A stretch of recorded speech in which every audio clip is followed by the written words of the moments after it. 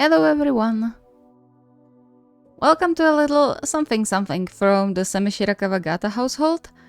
I know you probably expected second part of the last challenge.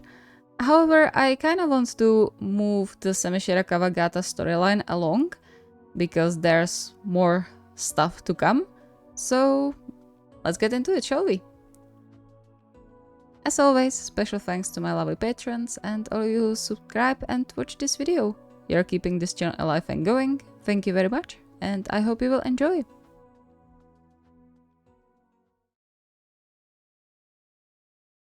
As if it wasn't enough, their hospital was hugely understaffed these days. It almost seemed like the universe had it out for him that week.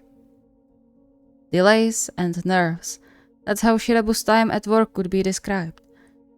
Nothing went as it was supposed to, and on top of that, his work was being hindered on every step by some of the rudest patients he had the misfortune to meet. As if they didn't come here willingly. As if he wasn't trying to help. You don't know anything! How dare you imply I'm a liar! He gritted his teeth, forcing himself to stay calm, which was becoming harder with every passing second. I'm sorry, but I'm just translating what the results told us. Then your results are wrong. Where's Dr. Yoshida? He always knows what's going on. Yeah, he enables your atrociousness because he's scamming you. He kept quiet about that though, worried he could get in trouble since, as shady as the man was, he was in their senior consultant's good graces. Much better than Shirabu was, that was for sure. Dr. Yoshida isn't here today, I'm afraid. Then get me someone else who's been here for more than half a year. You don't know shit.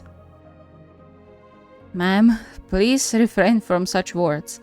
Your test results are alarming because you clearly don't follow the instructions we gave you.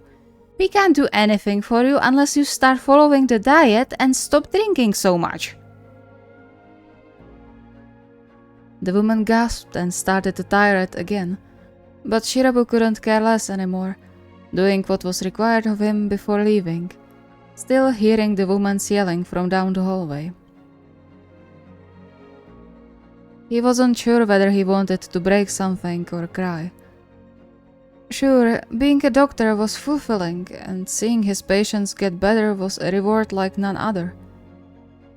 However, sometimes, with cases like these when the person clearly didn't care about the doctor's advice, yet demanded something to be done about their self-inflicted health issues, the good feeling went out of the window. With a frustrated groan, he smacked his hand into the nearest wall, hoping to release some steam that way before he said something he shouldn't to someone he definitely shouldn't. Just 2 more hours. Then I can go home and it will be fine. Ada should be home already and Tai has a free night too. I bet they'll be cooking tonight too. That's good.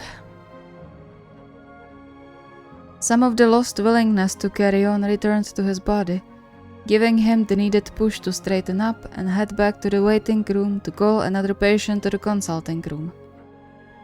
No way he would have to deal with yet another rude patient in such a short time, right? Is there someone actually working, or does one have to bleed to death until he gets to a doctor here? Never the fuck mind.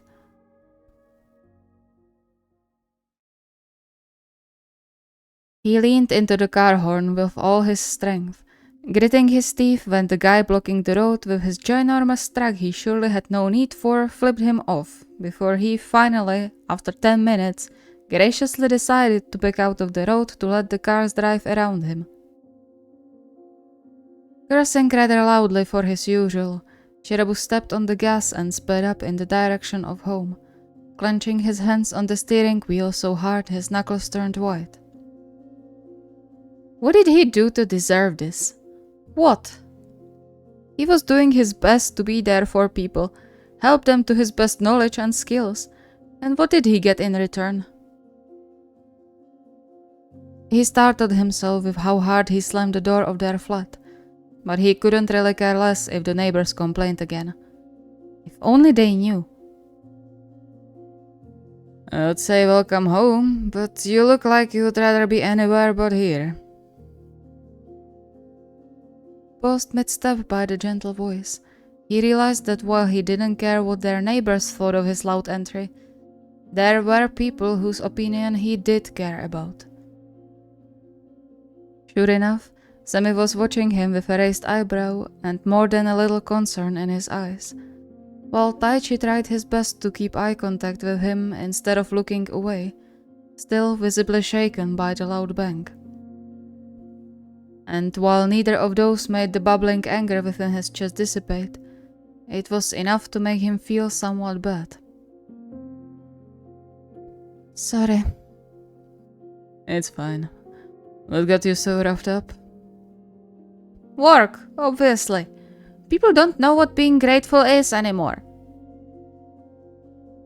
He glanced around, noticing a sports bag tossed by the couch. Hayato is home too? Yep.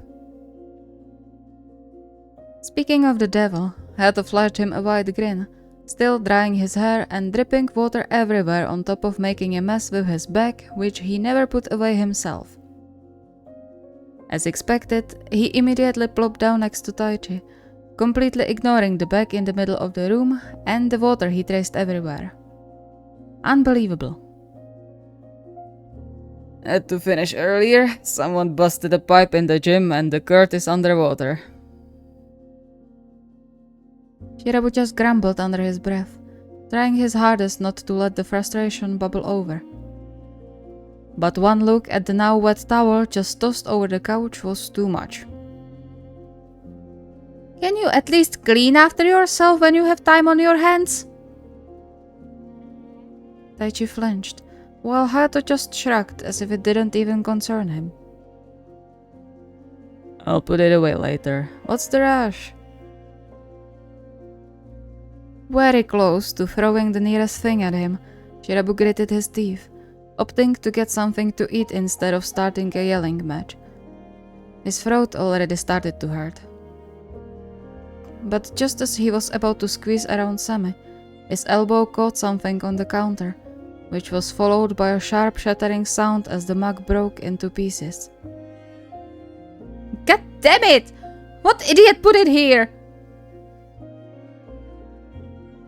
Dead silence settled around after his question, and it took only one closer look at the shards for Shirabu to learn why. They missed the usual cheap glaze of store-bought mugs, but instead were decorated by 4 cats, each representing one of them as Taichi put it when he brought it from the kiln. Shit. Sure enough, Taichi's peeped sorry barely reached his ears, but for some reason it just made him more frustrated. Why would you put it on the edge? I'm surprised it was still there. I put it there to dry. Clenching his jaw, Shirabu turned to him. And you didn't think someone could knock it off? Can you use that brain of yours sometimes and think? Kenjiro. He ignored the warning tone in Hayato's voice and continued to stare Semi down, though it didn't seem to have any effect. Maybe if you looked around you, you would have noticed it, huh? How about that? Oh, so it's my fault? Obviously. You were the one who broke it, no? You... Stop, please. The despair in Taichi's voice was almost tangible, stopping both mid-breath. Guilt hit Shirabu at once upon noticing the way his boyfriend clung to Hayato's hand, his face tense, but jaw trembling. It wasn't that important. I can make another one. Just stop arguing, please. Shirabu lowered his gaze, shivers running down his spine from Hayato's sharp glare aimed at both him and Semi, but mainly him. Mumbling an apology, he pushed himself away from the counter and excused himself to the shower, just to escape the heavy weight suddenly hung over his shoulders. It wasn't a big deal. Sure, he raised his voice, but it was deserved, right? It was just a mug anyway.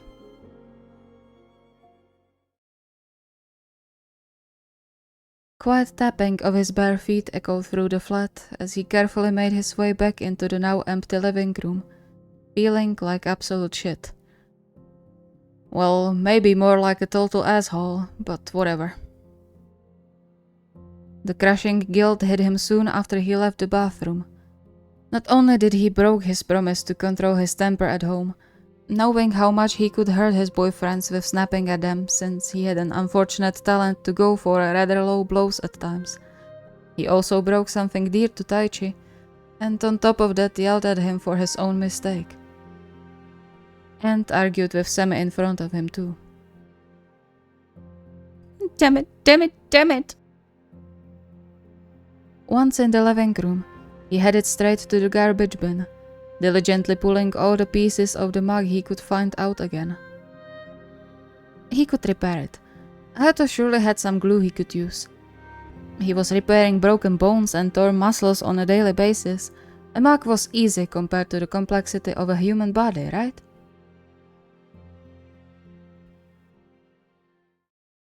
As it turned out, not really. He let out a frustrated groan, cursing his clumsiness and himself for not being able to separate work and personal life. That's what got him here, sitting by the table long after midnight, trying to glue together something that couldn't really be repaired. Too many tiny pieces were missing to create a complete piece. In a way, it reminded him of Taichi. He held himself together well, just like the glue held together the shards. They all saw that, and did their best to support him. Or at least tried to. But too many small pieces were missing, stolen and thrown out by his father, who treated him like trash instead of the treasure he was. And now, Shirabu just broke another piece, literally and figuratively. He broke something Taichi put work, and knowing him also his heart into. He blamed him for something that wasn't his fault, and raised his voice at him, something he swore to never do. No matter how much glue he applied, how much love he showed later on, that piece was never going to come back to help repair Taichi's fragile heart. God damn it!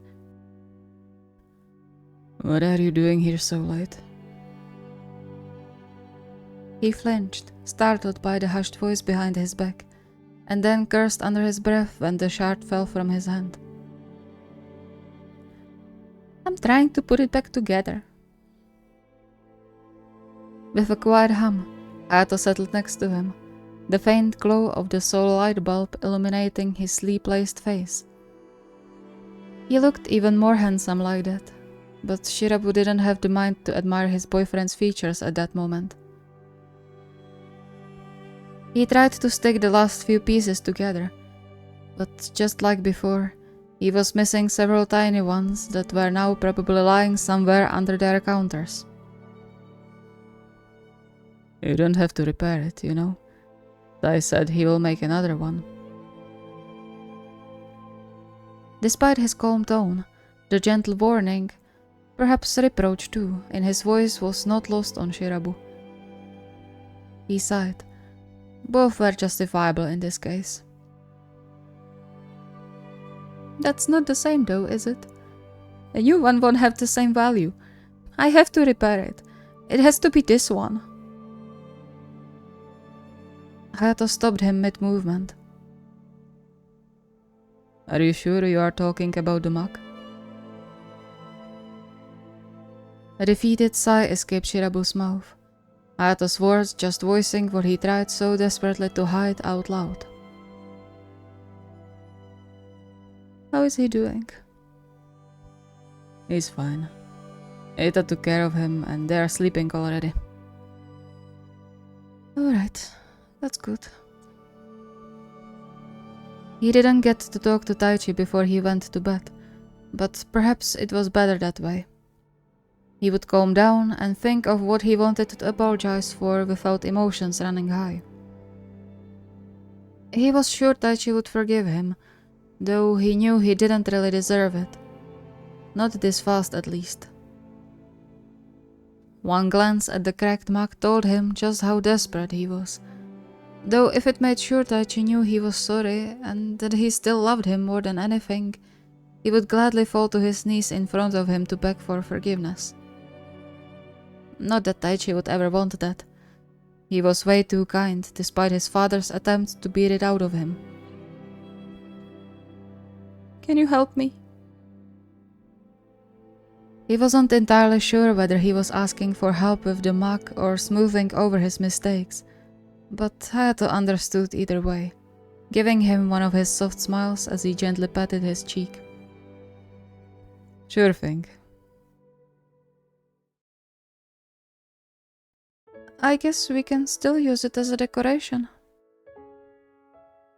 Shirabu sighed, defeated by the discovery the mug could no longer hold any liquid without it seeping out through some of the larger cracks.